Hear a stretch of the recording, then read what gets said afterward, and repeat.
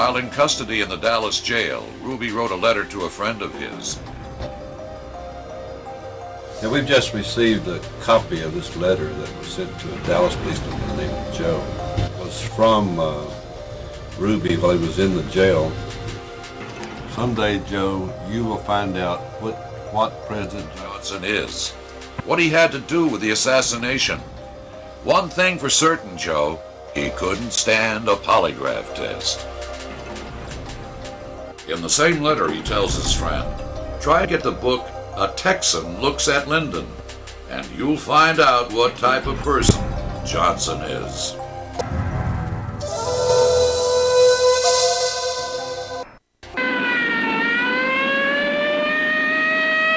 On the day of the assassination of President Kennedy, a congressional committee was in Washington, D.C. investigating Lyndon Johnson.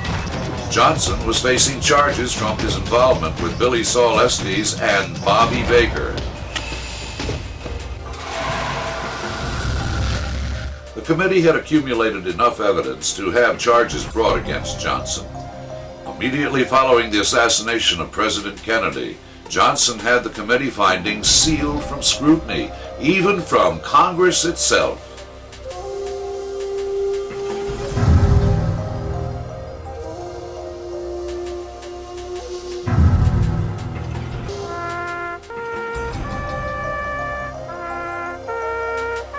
If Kennedy would not have been assassinated that day, Johnson would have been removed from the ticket as vice president.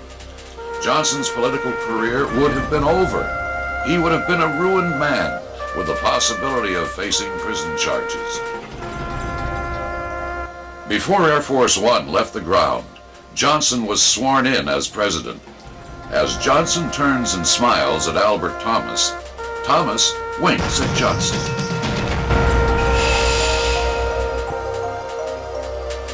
Winks at Johnson. Winks at Johnson.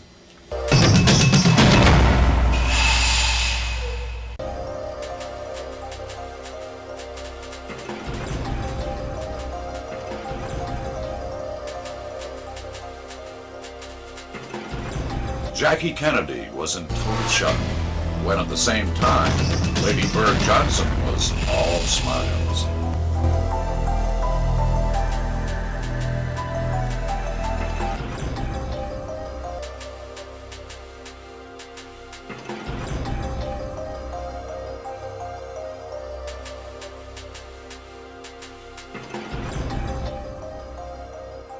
All smiles.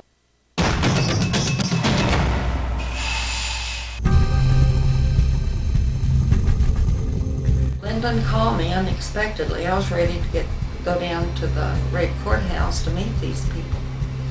And the phone rang and it was Lyndon, and which of course to hear him it was always pleasant to me. But he was angry and he said, today, after today, I promise you those Kennedys will never embarrass me again. They were always putting him down like he was a country bumpkin or, you know. But he told you this over the phone that night at first? Well, that night and then the next morning he told you the same thing. And he slammed the phone. He said, I've got just a few minutes to go hear that son of a bitch thief.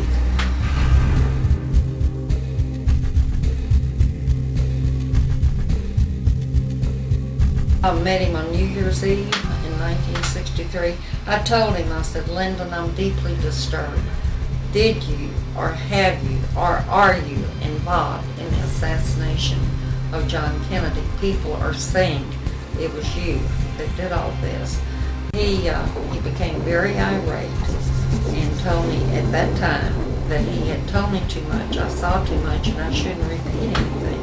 But it was the oil people that I knew and the Central Intelligence or the intelligence.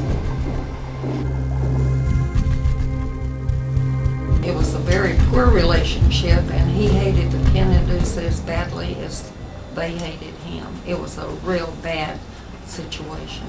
Lyndon was resentful that John was so young and had really taken his place. He thought he would become president at that time, and he didn't. So it's a matter of jealousy and age, and the oil people said that John Kennedy did not have the expertise to run America. Johnson's relationship with Robert Kennedy was even poorer than the one with John Kennedy. Robert hated Lyndon Johnson, and of course Lyndon hated Bobby. I mean, it was a bitter, bitter relationship. There's a photograph that I published in Texas in the Morning, and the White House photographer told, you can see that Lyndon lost composure at the time. Bobby hits a post, and he has something in his hand, and Lyndon is real shocked. And the photographer said that Robert Kennedy said to him, "Why did you have my brother killed?" The Warren Commission was set up by Lyndon Johnson, and its members were personally handpicked by Johnson.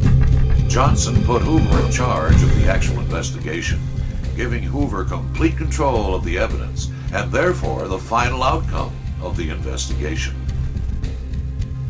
Arlen Specter was responsible for the biggest lie ever told to the American public. The single bullet theory set forth by Specter allowed the commission to conclude that Lee Harvey Oswald was the lone gunman. Mr. Hoover was doing. We were concerned about what the CIA was doing. And I believe that even though we did not get the information we should have in some particulars, that we found the correct conclusions. Lee Harvey Oswald was the assassin. We said that the commission had found no evidence of a conspiracy, foreign or domestic. Gerald Ford was secretly passing information to the FBI from closed-door hearings held by the commission. Ford was investigated by the Justice Department for passing secret information about Oswald to Life magazine. On November 22nd, 1963, within 8 hours of President Kennedy being murdered, Hoover wrote a letter to Johnson stating that there was no conspiracy and that Lee Harvey Oswald was the lone assassin.